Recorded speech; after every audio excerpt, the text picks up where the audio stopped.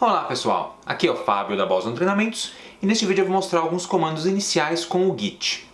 Vocês devem se lembrar da aula inicial sobre a introdução ao Git, na qual eu falei sobre os 3 estados do Git. Nesse vídeo eu vou demonstrar esses estados criando um arquivinho de exemplo e levando esse arquivinho dos estados modificado para preparado e para consolidado. Bem, a primeira coisa que a gente vai fazer é abrir o Git Bash aqui no Windows. Então clique duplo no Git Bash. E a gente tem o terminalzinho aberto. Deixa eu ampliar um pouquinho ele. Beleza. Bom, primeira coisa que a gente vai fazer. Já abrimos o Git. A gente vai agora configurar o usuário do Git. Isso é importante, porque quando você realiza as operações no Git, é importante saber quem realizou cada uma das ações. E para isso a gente precisa ter o usuário configurado. Então, a primeira opção que a gente vai fazer... Então, a primeira operação que a gente vai fazer é emitir o comando git config. Git config, para fazer a configuração do Git. Espaço, tracinho, tracinho, global, para a gente fazer a configuração global. E a configuração que a gente vai realizar é user.name. Vamos configurar o nome do usuário, que no caso sou eu. Dá espaço, abre aspas, e aí você coloca o seu nome. Eu vou colocar o meu nome, Fábio dos Reis. Fecho aspas. Só isso, dá Enter, está feita a configuração do usuário. Agora eu vou configurar o e-mail do usuário. Então, de novo, git config, tracinho, tracinho, global. Só que dessa vez é user.email.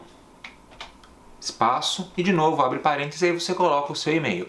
O e-mail da Boson Treinamentos é fabio2reis@bosontreinamentos.com.br. Você pode até entrar em contato com a gente usando esse e-mail que é real. Enter, e está configurado o e-mail e o nome do usuário. Bem, agora a gente vai configurar o nosso diretório de trabalho, onde a gente vai salvar os arquivos. Para isso, primeiro preciso saber em que diretório eu estou no momento. Para saber o diretório atual, comando pwd. A gente está no bash. Tá? A gente está no bash, que é um shell do Linux, então os comandos do Linux funcionam aqui. Comando pwd, ele diz que eu estou nesse diretório. Tá? Users/Fábio dos Reis, que é o diretório do meu próprio usuário.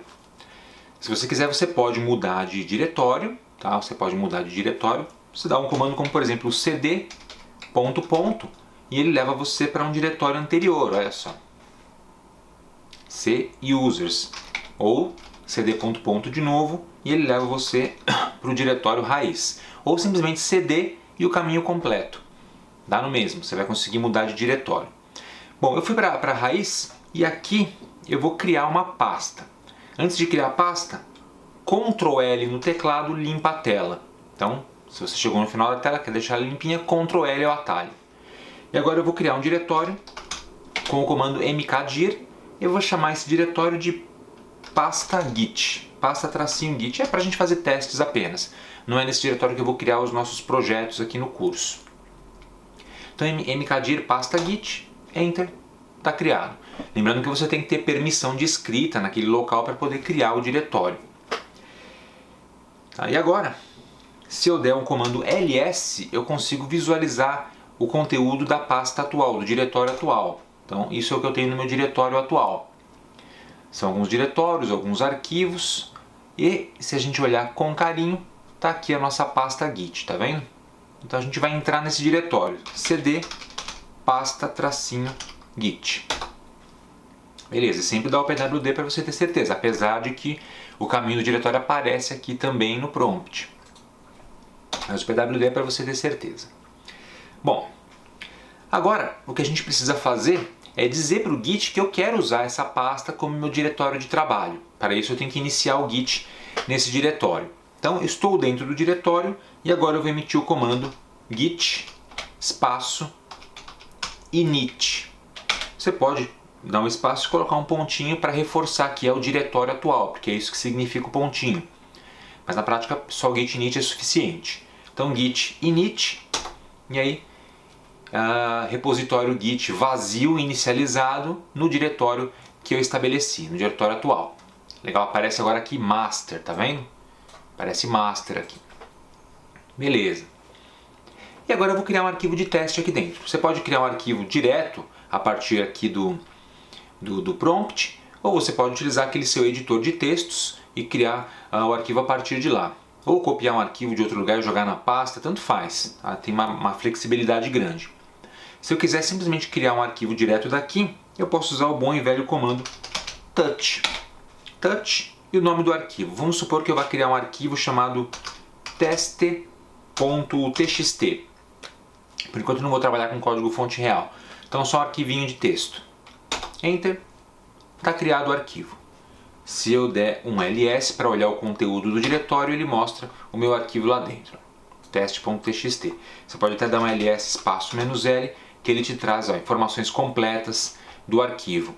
Data e hora de criação, tamanho, nome do usuário, as permissões de acesso e assim por diante. Então, Ctrl L para limpar a tela. E agora o que a gente vai fazer é o seguinte, a gente vai verificar o status do Git. Agora a gente vai olhar o estado no qual o Git se encontra. Lembra dos 3 estados? Pois bem, Git status. Dou Enter, aí ele vai dizer que eu estou no master, não tem nenhum commit ainda, ou seja, nada foi gravado no repositório, e eu tenho um arquivo não rastreado, que é esse arquivo aqui, o teste.txt, que eu acabei de criar. Então o arquivo que eu acabei de criar ou o arquivo que eu abri e editei, eles vão aparecer assim, como untracked files, né, um arquivo não rastreado. Então nada foi adicionado ao commit, ao repositório, mas existem arquivos não rastreados presentes. Beleza. Nosso próximo passo agora é adicionar esse arquivo para o rastreamento, lá para o stage, que é o segundo estado. Como é que a gente faz isso? Comando git add, de add, adicionar. E aí, esse comando pode ser usado de duas formas. Eu posso escrever o nome do arquivo que eu quero na frente, ou colocar um asterisco para ele adicionar todos os arquivos presentes na pasta. No caso, eu quero só esse arquivo, então eu escrevo teste.txt. Dou Enter. Beleza, foi adicionado. Se eu der um git status de novo, git status. Beleza, agora vai. Olha só, nenhum commit ainda, mas ele já diz que existem alterações para serem consolidadas, que é neste arquivo. Ele agora reconheceu, há um novo arquivo chamado teste.txt. Muito bem. Agora, o nosso próximo passo será gravar as alterações no repositório, que é fazer o commit. Então deixa eu limpar a tela. E agora eu vou fazer o commit. Como é que eu faço isso? Git commit. Tá? Posso dar simplesmente Enter para fazer o commit completo, mas o ideal é que você use a opção "-m" para poder configurar uma mensagem, um texto explicando por que você fez aquele commit, por que você gravou aquela alteração no repositório. Explicando qual foi a alteração que você fez, por exemplo. Então, entre aspas, eu escrevo, por exemplo, primeiro commit. Ou então, arquivo criado, alguma coisa do gênero. Então, com a opção "-m" você consegue colocar essa mensagem na frente. Dá Enter. Beleza. Aí ele vai te dar essas informações aqui, olha que interessante. Um arquivo alterado, nenhuma inserção, nenhuma deleção. E foi criado teste.txt. Muito bem, a gente pode dar o git status agora de novo, tá? E aí ele vai mostrar que não tem nada para fazer commit, nada para consolidar. A árvore de trabalho está limpa. Então as alterações que você fez lá no seu código-fonte já foram consolidadas. Muito bem, no master. A gente também pode emitir o comando git log para verificar o log do git. E aí ele vai mostrar essas informações. Aí a gente tem as informações importantes. Olha, o autor, lembra que a gente colocou o nome do autor no comecinho do vídeo? Porque ele vai aparecer aqui. E o e-mail do autor também. A data e hora. E aqui a mensagem que a gente colocou quando fizemos a consolidação do arquivo. Ó, primeiro commit. Então, se eu fizer outros commits, né, se eu fizer outras alterações, elas vão aparecendo aqui. Tá? Eu vou mostrar isso agora. Eu vou abrir o meu Notepad++, que é o aplicativo, e com esse aplicativo eu vou abrir, olha que interessante, eu vou até a pastinha e vou abrir o arquivo que eu acabei de criar. Cadê ele? Pasta git, teste. É um arquivo que não tem nada escrito dentro. Então eu vou escrever alguma coisa, vamos supor que eu quisesse colocar um código qualquer aqui, ó, um include stdio.h. Depois eu quero criar um int main e escrever um return 0, um códigozinho linguagem C aqui qualquer. Aqui eu posso formatar a linguagem, não se preocupe com isso, é do editor. Beleza, e vou salvar.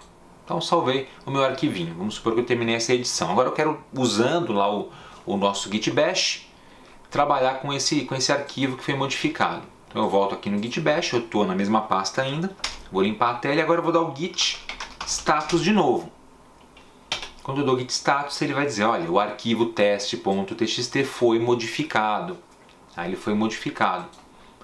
O que eu faço agora? Então eu vou adicionar esse arquivo para entrar no modo preparado, com git add. Posso simplesmente colocar aqui um asterisco. Beleza, colocou o arquivo no modo preparado. Se eu der o git status de novo, ele mostra lá que ele foi modificado, teste.txt. E finalmente, eu posso dar o git commit. Vou colocar uma mensagem agora. Tá? A mensagem vai ser código fonte alterado. Então, adicionado código fonte em linguagem C. Então, código fonte alterado para adicionar código em linguagem C. Muito bem, Enter. Está feita a mudança. Deixa eu limpar a tela.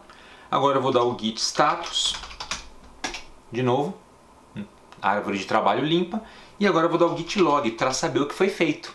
Então, vamos ver o que foi feito. Olha que legal. Ele vai manter a primeira alteração que eu fiz, primeiro commit, e vai adicionar a segunda alteração. Então o autor sou eu de novo, o horário, data e hora, e a minha mensagem foi adicionado o código-fonte em linguagem C. Legal, gente? Olha que maravilha.